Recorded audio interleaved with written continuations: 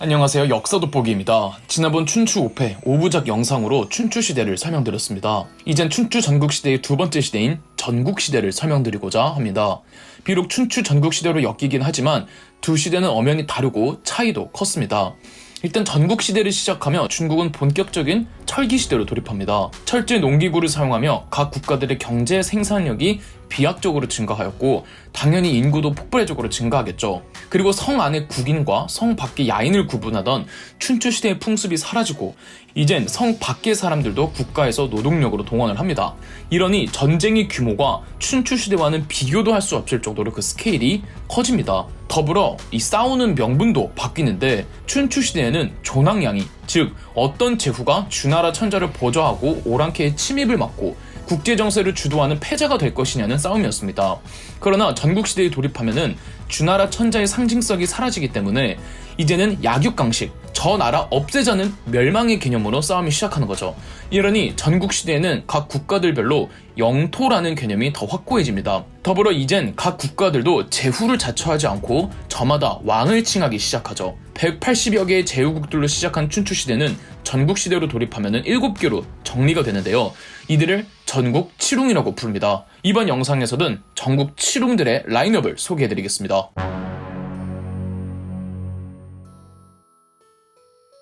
우선 삼진이라고 불리는 한나라, 위나라, 조나라를 설명드리겠습니다. 세 나라의 진이란 말이 나오지도 않는데 왜 삼진이라고 부를까요? 바로 진나라가 세 나라로 쪼개졌기 때문입니다. 춘추 5패 중 두 번째 패자를 배출한 진나라는 진문공 시절 중앙집권의 강화를 위해 많은 수의 유력 가문들을 만들어냈습니다. 유력 가문들이 많아지면 그들끼리 견제하면서 싸울 것이기 때문에 귀족들 간의 세력 균형이 맞춰질 수 있고 그들을 조율하며 중앙 권력을 공고히 할 수도 있기 덕분이었죠.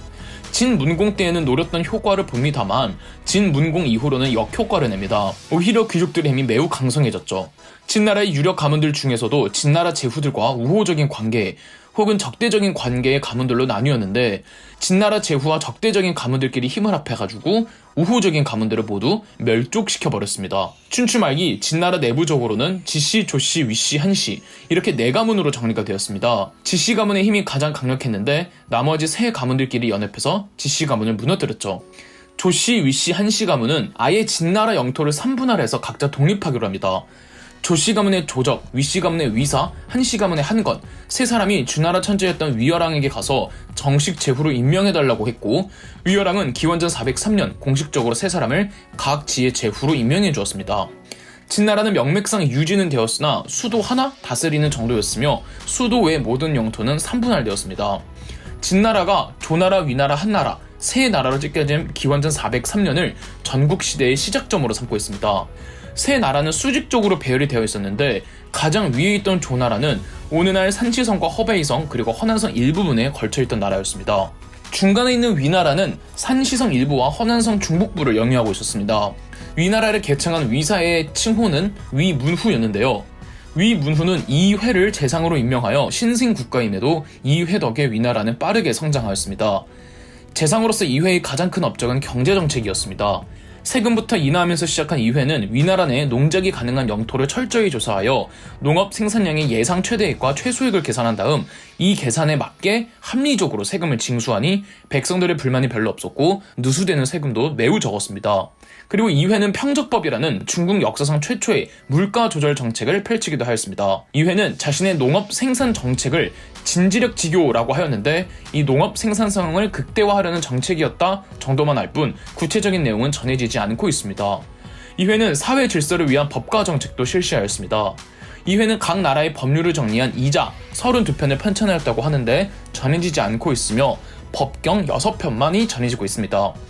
법의 내용 중 일부를 보면 일반 백성들의 사유재산을 보장해준다는 대목이 있는데 이걸 또 성문법으로 보장해주니 위나라 백성들의 국가 충성도가 매우 높아 위나라 부국강병을 완성할 수가 있었습니다. 그리고 삼진 가운데 가장 아래에 있던 한나라는 허난성 남부에 있었죠. 한편 진나라는 있는 듯 없는 듯 존재감 없이 명맥만 이어지다가 기원전 376년 주나라 천자 위열왕의 아들이었던 안왕 때 진나라의 마지막 제후가 서민으로 강등되면서 진나라는 완전히 멸망하고 말았습니다.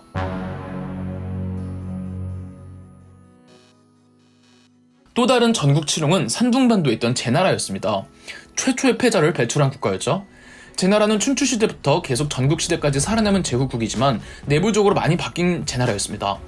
제환공이란 최초의 패자가 나온 이후 제나라는 쇠락의 길을 걷습니다. 제나라 제후들이 비리비리할 때 이 제나라 내부에서 부상한 사람이 있었으니 전상이었습니다. 전상의 전씨 가문은 제나라에서 대대로 수공업과 상업으로 성장한 가문이었습니다. 즉 돈이 많은 가문이었던 거죠. 하지만 전상은 언제나 제나라 제후에게 몸을 한없이 낮추었으며 백성들에게도 구휼을 많이 베푸는 등 민심이 모두 전상을 지지하였습니다. 이에 전상을 질투한 제나라 제후가 전상을 죽일 음모를 꾸미자 전상의 선수를 쳐서 제나라 제후를 교체해버립니다. 전상은 스스로 제나라의 재상이 되었고 제나라 요직을 전부 친척들로 임명했죠. 이후 계속 전상의 후손들이 제나라를 쥐고 있었습니다. 그럴수록 제나라 제후들은 무능하고 포악한 제후들만 나왔죠. 특히 제나라 강공이 지나칠 정도로 무능하자 전상의 증손자였던 전화가 제나라 강공을 몰아내고 직접 제나라의 제후가 되었습니다. 기원전 391년, 그러니까 진나라가 한위조로 쪼개지고 12년 정도 흐른 후 주나라 천자 안왕이 전화를 제나라의 제후로 공식 인정해주면서 제나라는 그대로 유지는 되지만 제나라 제후의 성씨가 바뀌게 되는 거죠. 이전 제나라 제후 공실의 성씨가 강씨여서 춘추시대의 제나라를 강제, 전국시대의 제나라를 전제라고도 부릅니다. 이 주나라 천자 안왕 때에 제나라에서 역성혁명이 일어나고 진나라도 완전히 멸망해서 주나라 천자 안왕 치세에 본격적으로 전국시대가 개막했다고 보고 있습니다. 다음 소개해드릴 전국 칠홍은 연나라입니다. 연나라 역시 춘추시대에서 이어진 제후국으로 상주혁명을 완성한 주무왕의 동생이 분봉받은 영지에서 시작했습니다. 연나라는 베이징 중심의 오늘날의 허베이성에 걸쳐 있어서 춘추시대 제후국들 중 가장 북쪽에 있어서 그런지 이 춘추시대 때는 큰 존재감이 없었고 강대국도 아니었습니다. 연나라의 제후는 공작이 아니라 후작이기도 했고요. 하지만 워낙 외진 북쪽에 있던 덕분에 외침을 많이 받지 않을 수 있었고 전국시대까지 이어질 수 있었습니다. 이 내부적으로는 이민족들의 독립된 정권들이 조금은 있었던 것으로 보입니다. 전국시대 때 연나라의 영토는 우리나라의 고조선과 국경을 맞닿았죠. 그래서 고조선과도 여러 번 싸웁니다. 연나라는 여광 때 후작의 직위를 버리고 스스로 왕을 칭하였습니다.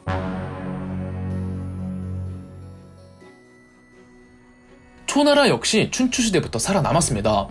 오나라 월나라의 와신 상담 후 월나라가 이겼지만 월나라 역시 구천사 후 애매한 왕들이 즉위하며 월나라의 영광을 유지해가지 못합니다.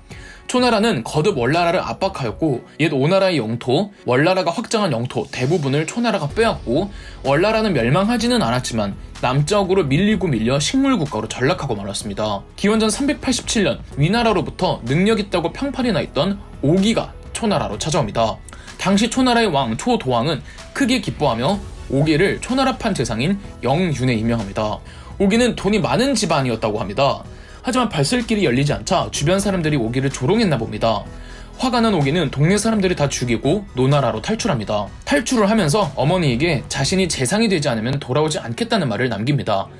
그리고 노나라로 가서 공자의 제자였던 증자의 밑에서 수학을 하는데 어머니가 돌아가셨다는 소식이 전해져도 어머니와 한 약속에 있어서 오기는 상을 치르러 가지 않습니다. 효행을 중요시 여기는 유가에서 오기의 행동에 분노했고 증자는 오기를 파문시켰죠.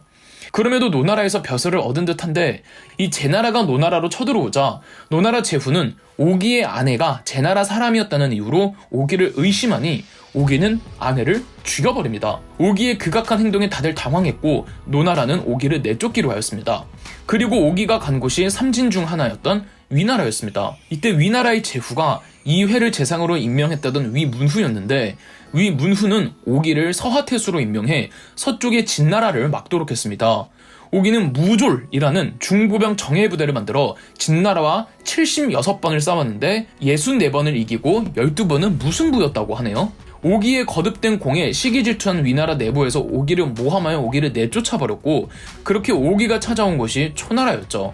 오기는 초나라 왕족이 누리고 보유하고 있는 토지가 지나치다며 공로가 없으면 녹봉과 토지를 내리지 말고 그 예산을 알뜰살뜰 모아 차라리 군사비에 충당하도록 했습니다.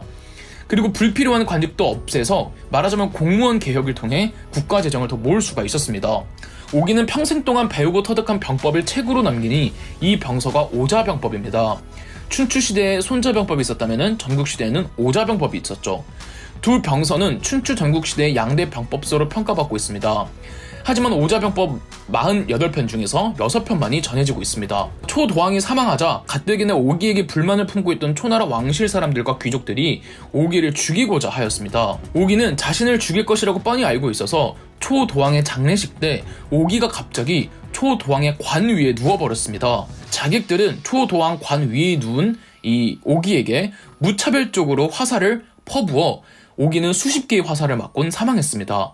이건 오기가 파놓은 함정이었는데요. 초도왕의 뒤를 이어 즉위한 초수광이 어디 감히 선왕의 관에 화살을 쏘냐며 유력 가문 무려 70가문을 멸해버렸습니다. 이로써 초나라 왕권이 그 어떤 때보다 강력해졌죠. 이후 초위왕 때는 초나라가 월나라 왕을 죽이고 월나라까지 멸망시키면서 중국 남방은 초나라가 전부 장악하였습니다.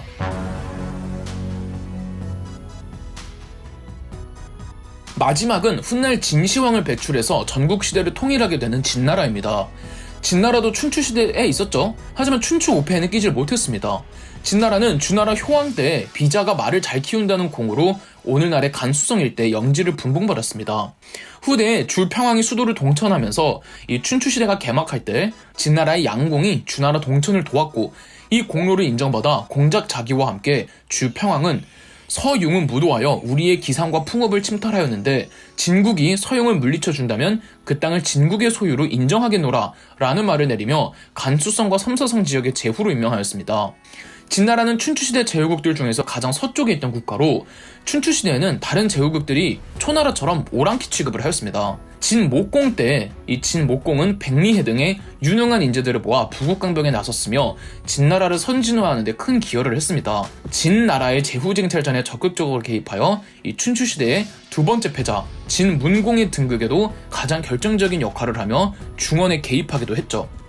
그래서 진목공을 춘추 5패로 끼는 역사서도 있습니다. 하지만 진목공이 죽으면서 177명의 가신들을 순장해버렸는데 이때 진나라는 인재들이 다 잃어버리면서 진목공 이후 진나라는 쇠락했다고 합니다. 전국시대로 넘어가며 진나라도 무언가 개혁을 시도해야만 했습니다. 진헌공 때 순장의 악습을 폐지했습니다. 그리고 마침내 진헌공 사후 즉위한 그의 아들 진효공이 새로운 인재를 등용하여 진나라의 완전한 쇄신을 기하며 진나라는 최강국으로 거듭나니 이 인재가 바로 상황이었습니다. 그럼 역사 돋보기였습니다. 저희 역사 돋보기가 멤버십 제도를 시작했습니다. 저희 영상 제작에 큰 도움이 되는 멤버십 가입 많은 관심 부탁드리겠습니다. 영상 재미있으셨다면 구독과 좋아요, 알림 설정까지 해주시면 감사드리겠습니다.